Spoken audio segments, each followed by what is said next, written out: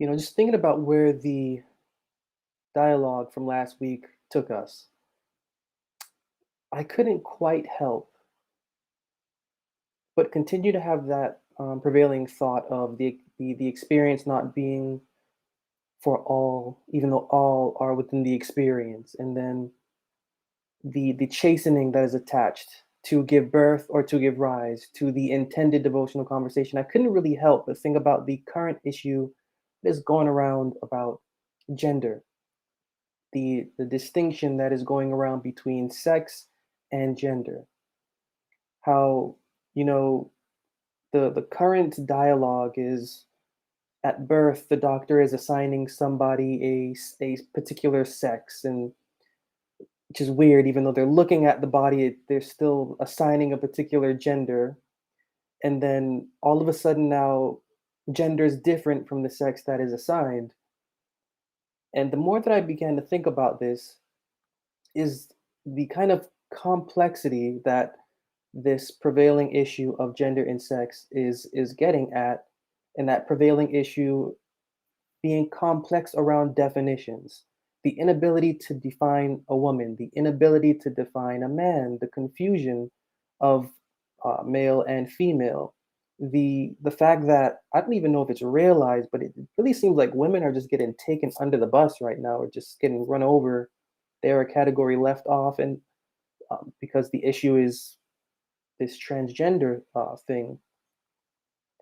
And so the sort of complexity, and I'm bringing this up for the individuals that are going through an experience where they are finding religion to be distasteful, where they are finding religion to be unsettling, to where they are finding religion to be something that is insulting to them.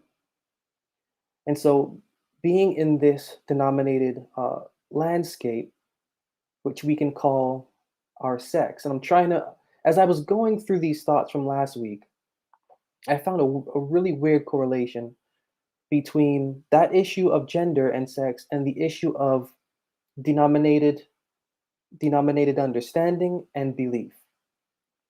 So we are all, I'm meaning our conversation. Our conversation is constructed within a denominated belief. No matter what spark hits us, there is a spark that will move us to gravitate to the scriptures for some reason or another, for what we find to be special about them. There is a spark that causes us to gravitate to the scriptures, and then all of a sudden we take what we are feeling and we place it into a denomination, and we place it into a denominated belief, and we adopt denominated theory. And depending on where we land, we then begin to associate ourselves with that denomination. We then begin to associate ourselves with that theory of belief. But then that is, you could say, our assigned, that is our assigned belief. That is our assigned belief. At some point or another, depending on who we are and how much we trust the opinion or the theory of that denomination, our concern for actually studying the scriptures originally will genuinely begin to call out to us.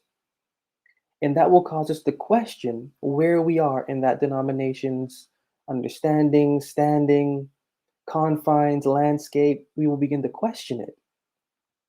And questioning it we then have a decision to either remain within it and forget, you know, the concern that is going on within us, or we can feel what is going on within us, get out of it, and understand something more about what and why we are feeling what and why we are feeling, to the point now where we can develop, or I should say, where we can gender a belief that is absolutely more suitable to our individual person.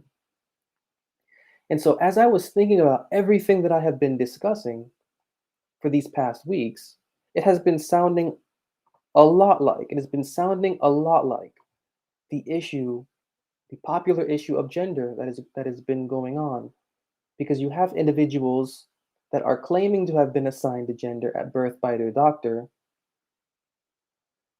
and then you have them reaching a certain point in time in their age where they're realizing that they are not who they have been assigned. And now the aspect of gender comes in, which is something that breaks the social norm and questions the social norm. And now a new form of gender is being taken on because what is within isn't matching with what was assigned. And so I'm thinking about this, and as maybe I'm just weird, or maybe I'm just seeing connections. If I am in any way forcing anything, just let me know, because I see something interesting between that movement and then the personal movement of the individual conversation, realizing that its denominated landscape is not what it is supposed to be assigned, that the assigned denominated landscape is not suitable to the individual person. And so, being not suitable, it is then necessary, and one would think in an ideal world, it is then necessary to experiment with that conversation in order to cultivate a belief that can gender into an experience for the individual person. And that's really what I have been, showing from the scriptures, and then just getting down to what it is that the experience isn't for everyone, but the experience is for an individual going through willingly passing through an experience where they are determined, and there is nothing but the utmost respect for their conversation to question the landscape or to question the environment of their denominated understanding. And so when I see this issue of the popular gender issue that's going around now, and I'm thinking about, you know what, whoever's, this experience of not wanting to be assigned something, it's not really held to the physical. It's also held to the mental, in not in relation to the body, but to the body of belief. Because of the many discussions that I do have and continue to have about individuals who are feeling insulted by their denomination, who are not finding pleasure in church anymore, who are beginning to question the very foundation of the idea of religion and then the idea of Christianity, and they're wanting more, and they're realizing that there's something wrong with their conversation.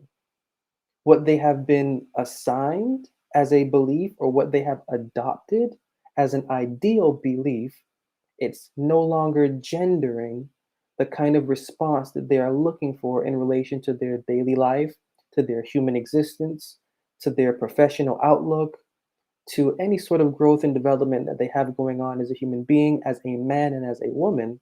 It's not doing anything beneficial. And so they're questioning it.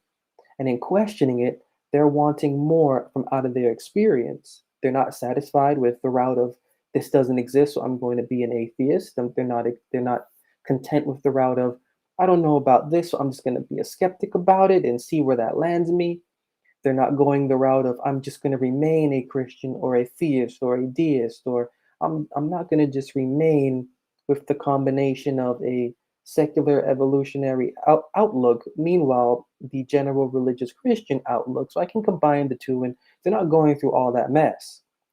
The idea that is going on here is that there is a fault in their denominated understanding and how that is mixing with what they're realizing from within the scriptures and from what their conversation is allowing them to realize about their own self.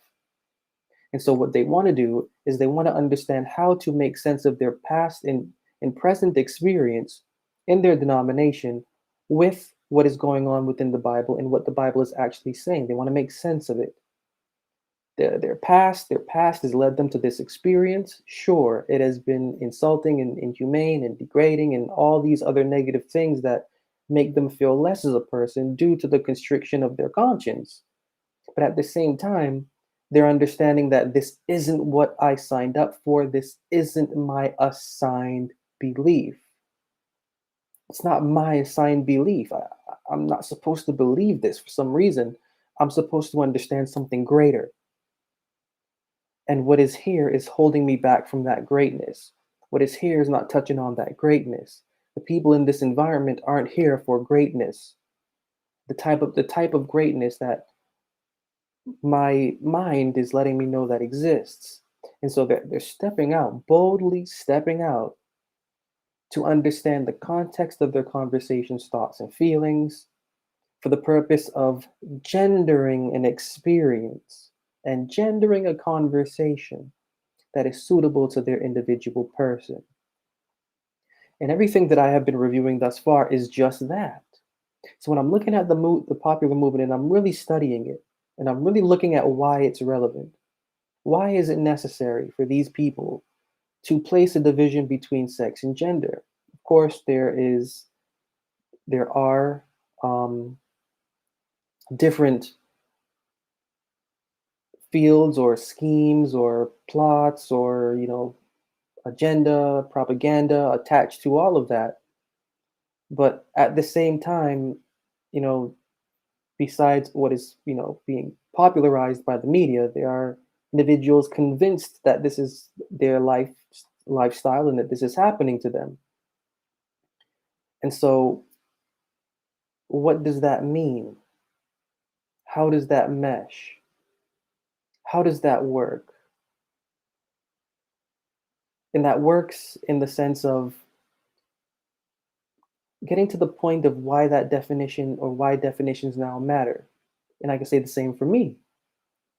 I could say the same for me because I'm somebody that likes to define from the scriptures or from the point of the Bible's mind experience. The experience isn't supposed to be held to what has been an assigned or to an adopted belief. And I'm not trying to confirm anything by bringing up the issue of the gender thing and then what I've been discussing concerning the exodus of the conversation. There is no mixing, there is no mashing. I've just been finding a correlation in experience to where the assigned thought isn't meshing with the intended or the believed conversation. And so I did find that from last week to be an interesting thought, to be an interesting thought of our conversation needing to take its own self beyond its landscape, our own conversation needing to take its own self beyond its own realm of existence. And that realm of existence being one where it is confined to an experience where it is not flowering, where it is not blossoming. And in Proverbs 14 and verse 30 tells us that a sound heart is the life of the flesh. And so everything that is underlying this, uh, a sound heart is the life of the flesh. It may appear to be something that is for the religious outlook or for the devotional conversation on the surface. It may be that it is looking as though it is our conversation that needs to be liberated for a specific reason. But at the heart of it all, at the heart of it all, it is that our human being is supposed to be edified. A sound heart is really what the Bible is calling for. And the soundness of our heart, the way that the Bible attacks this is through the soundness of our conversations, thoughts, and feelings. The more sound our conversations, thoughts, and feelings are, the more sound our human being will be. The organization and the order of our human being is on the Bible's mind.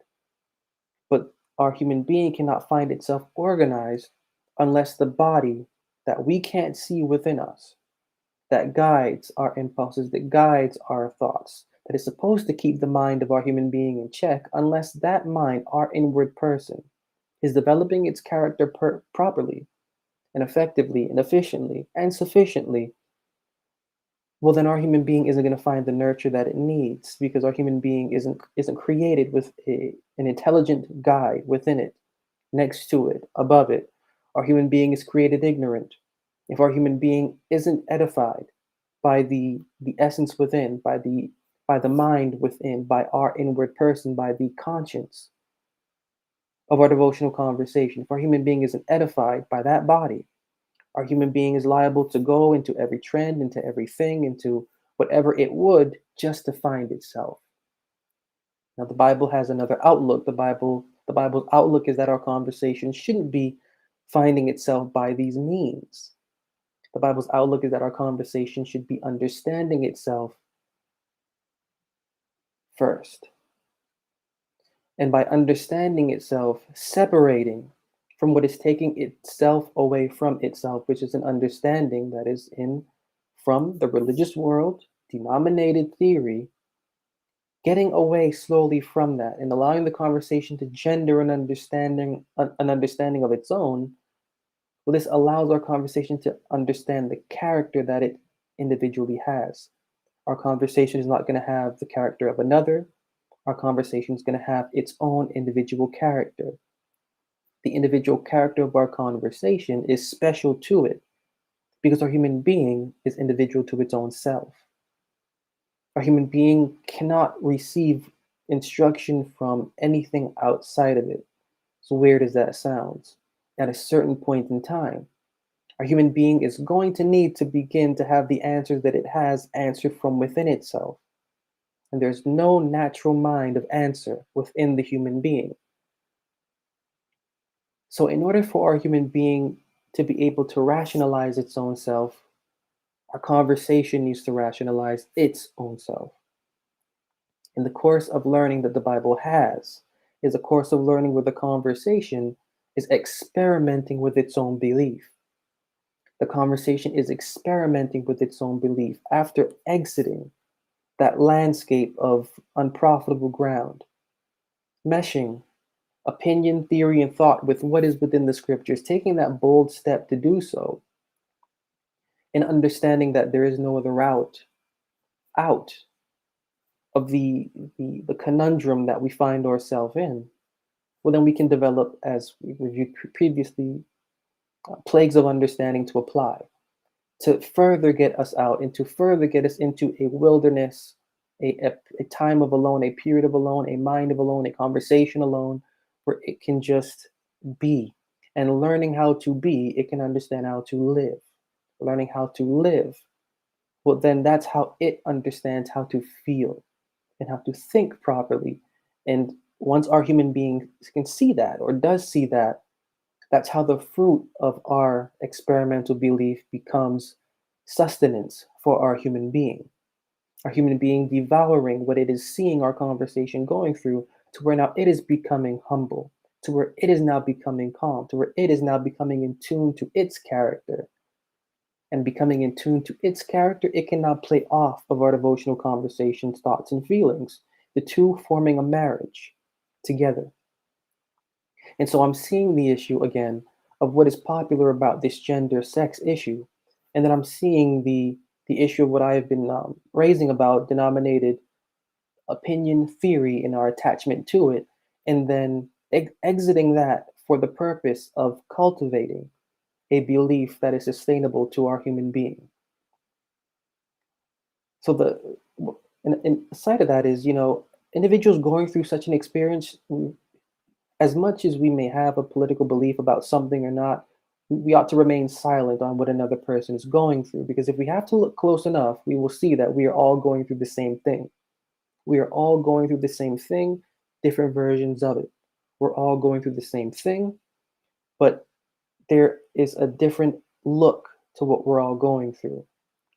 And for the individual that I'm speaking to, the individual willingly putting their faith out there, the individual willingly passing through an experience where they are challenging their belief to understand what is a more suitable devotional experience for their human being. This experience isn't for everyone, but everyone that has passed through the womb of a denominated religion, this is the experience for you. And so our conversation has to awake to itself. Our conversation has to awake to what it actually is supposed to be. And I will end it there. For whatever we go through this week, for the purpose of creation, it is for our conversation to further gender itself according to the scriptures and to the mind that is within the Bible for the purpose of edifying our human being.